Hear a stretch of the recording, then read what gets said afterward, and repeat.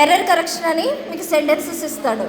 నిన్న చెప్పుకున్నాం కదా, మామూలుగా అలాగే మీకు ఇచ్చేటటువంటి సెంటెన్స్లో ఎర్రర్ కరెక్షన్కి ఇచ్చేటటువంటి అవకాశం ఉంది.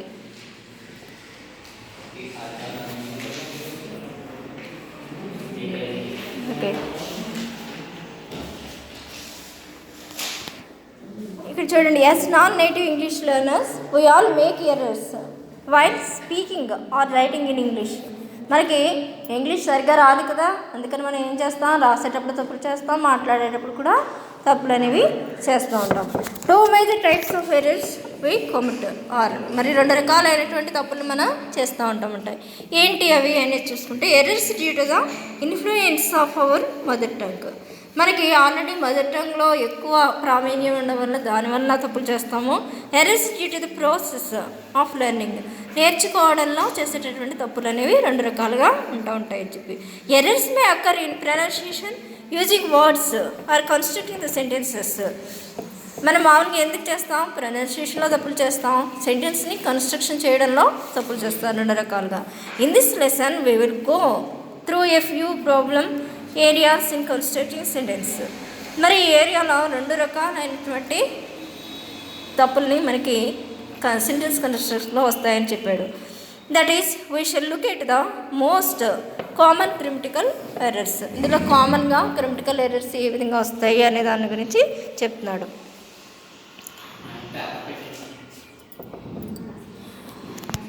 ప్రాబ్లమ్స్ విత్ ఫ్రాగ్మెంట్స్ అంటే ఇక్కడ ఏంటి, ఫస్ట్ ప్రాబ్లం ఏంటి అని చూడండి. ఫస్ట్ వన్ ఏంటి, fragment that lakhs A subject. ఇక్కడ దేంట్లో మనం రాసే దాంట్లో సబ్జెక్ట్ లేకపోతే వస్తుందట. ఏంటి అనేది చూడండి. Ram slipped A length of rope in to his pack. తర్వాత ఏమిచ్చాడు చూడండి, thought it might be useful. ఇక్కడ 2వ సెంటెన్స్ అండర్లైన్ చేశాడు చూసారా. ఆ 2వ సెంటెన్స్లో సబ్జెక్ట్ ఉందా మనకి, థాట్ తోటి మొదలైంది. అంటే అక్కడ సబ్జెక్ట్ లేదు. సబ్జెక్ట్ లేకుండా మాట్లాడుతున్నారు, మీరు ఎవరో మాట్లాడుతున్నారు మీ గురించి, ఏదేదో చెప్పేస్తా అన్నారు, కానీ ఎవరి గురించి చెప్తున్నారో చెప్పట్లేదు. అప్పుడు మనకి ఈ సెంటెన్స్ అనేది తప్పు వస్తుంది. కింద కరెక్ట్ సెంటెన్స్ రాసాడు చూడండి. Ram slipped A length of rope in to his pack. He thought it might be useful.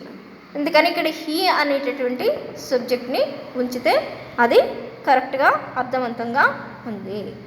Next చూడండి, ఫ్రాగ్మెంట్ దట్ ల్యాక్స్ ఈ కంప్లీట్ వర్బ్. ఒక్కొక్క దానికి వర్బ్ అనేది కంప్లీట్గా రాయడు. నిజానికి సబ్జెక్ట్ లేకపోతే ఎలా సెంటెన్స్ అర్థం కాదో, వర్బ్ అనేది లేకపోతే సెంటెన్స్ కూడా అర్థం కాదు. అలాగే ఏంటి, ఇన్కరెక్ట్గా రాసినటువంటి సెంటెన్స్ ఇచ్చాడు. The silence which broken by an eerie sound, a low note on the building.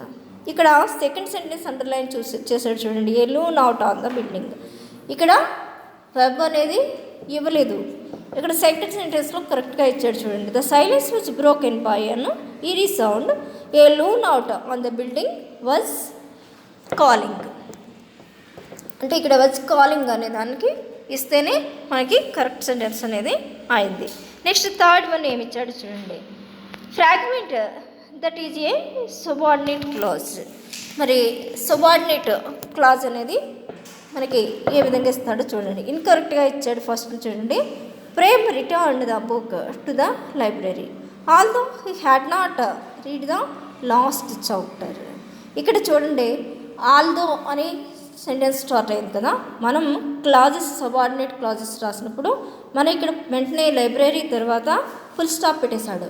Full స్టాప్ని పెట్టకూడదు. ఫుల్ స్టాప్ పెడితే సెంటెన్స్ కంప్లీట్ అయిపోయిందని లెక్క. ఇక్కడ మనం క్లాజ్ని, సబార్డినేట్ క్లాజ్ని రాస్తున్నాం కనుక సెంటెన్స్ తర్వాత కామాని ఉంచాలి. అలాగే క్యాపిటల్ని రాయకూడదు. ఫస్ట్ దాంట్లో చేసినటువంటి తప్పులు ఆ 2. మనం ఏం చేయాలి, కరెక్ట్ చేయడానికి లైబ్రరీ తర్వాత ఫుల్ స్టాప్ తీసేసి కామాని పెట్టాము, ఆల్దోలో క్యాపిటల్ తీసేసి స్మాల్ లెటర్ని రాసాము. అప్పటికి సెంటెన్స్ అనేది కరెక్షన్ అయిపోయింది. అలా చిన్ని కరెక్షన్స్ రాస్తే 1 మార్క్ ఇస్తాడు. ఎక్కువ మార్కులకే ఉన్నాయి మీకు ఇది.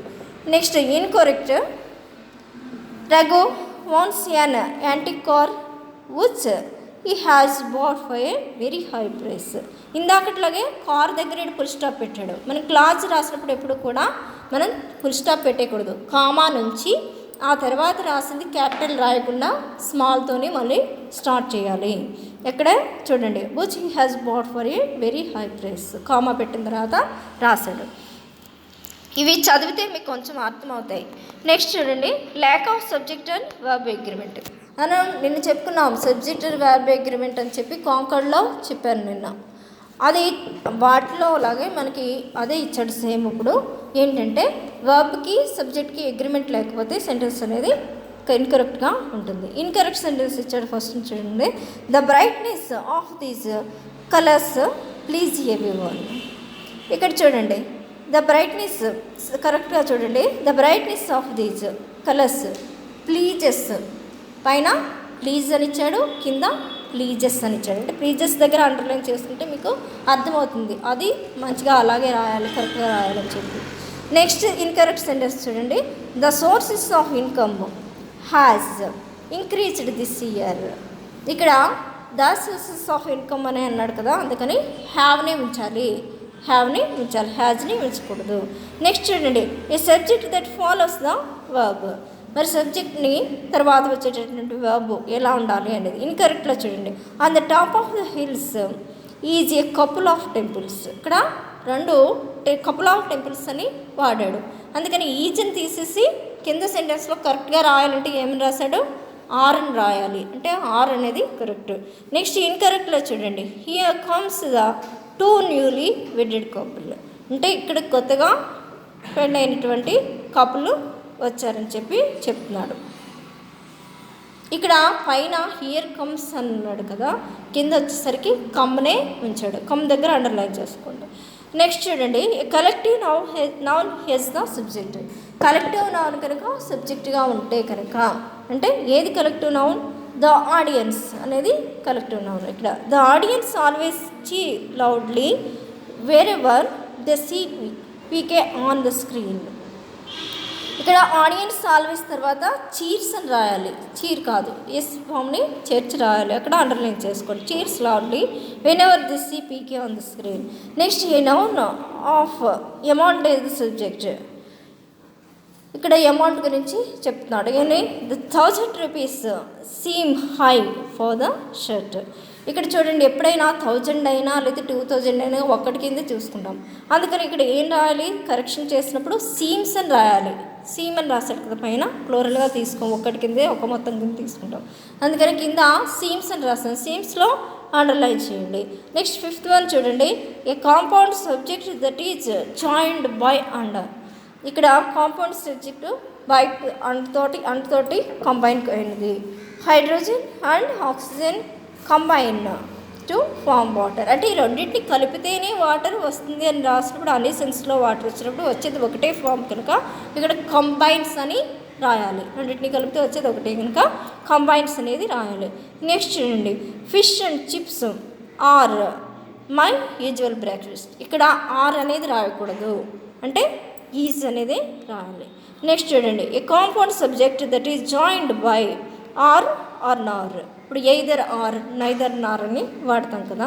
ఇక్కడ చూడండి, ఇన్కరెక్ట్లో either John or his wife are lunatic. ఇక్కడ ఎయిదర్ ఆర్ తర్వాత ఎప్పుడు ఈజ్నే ఉంచుతాము. నెక్స్ట్ చూడండి, neither John nor his kids likes to watch the movie. ఇక్కడ చూడండి కరెక్ట్గా ఏం రాశాడో, neither John nor his kids, ఇక్కడ like to watch the movie. Next చూడండి, an indefinite pronouns has the subject. Indefinite pronouns సబ్జెక్ట్గా ఉన్నప్పుడు ఏది ఇండిఫినిట్ ప్రొనౌన్ అనేది, ఈచ్ ఆఫ్ ద స్టూడెంట్స్. అది ఈచ్ ఆఫ్ ద స్టూడెంట్స్ అంటే ఎవరిని పాయింట్అవుట్ చేయట్లేదు, ఎవరో అని చెప్తున్నాడు. ఇక్కడ అలా ఈచ్ అని ఎప్పుడు కనపడినా అది వన్ కిందే లెక్క. అప్పుడు కింద ఏం రాశాడు, ఈచ్ ఆఫ్ ద స్టూడెంట్స్ తర్వాత పైన ఆర్ రాశాడు. ఇన్కరెక్ట్లో are submitting the term paper అని ఇచ్చాడు. ఇక్కడ each of the students each దగ్గర అండర్లైన్ చేసుకోండి, is submitting a term paper. Next shift in verb turns. అంటే ఒక్కొక్కసారి వెర్బ్ యొక్క టెన్స్ అనేది ఫస్ట్ సెంటెన్స్ని బట్టి సెకండ్ సెంటెన్స్ ఫ్రేమ్ అవుతూ ఉంటుంది.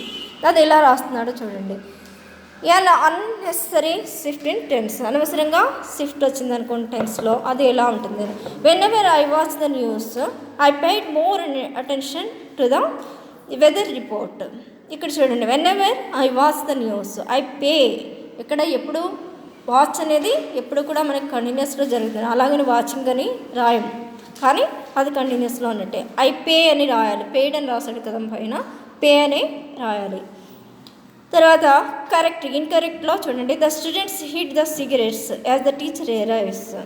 The student hit the cigarette as the teacher arrives కాదు, అరైవ్డ్, చివరిన అండర్లైన్ చేయండి అరైవ్డ్ దగ్గర. Next, a lack of correct use of the tense to show that one event precedes or follows the other.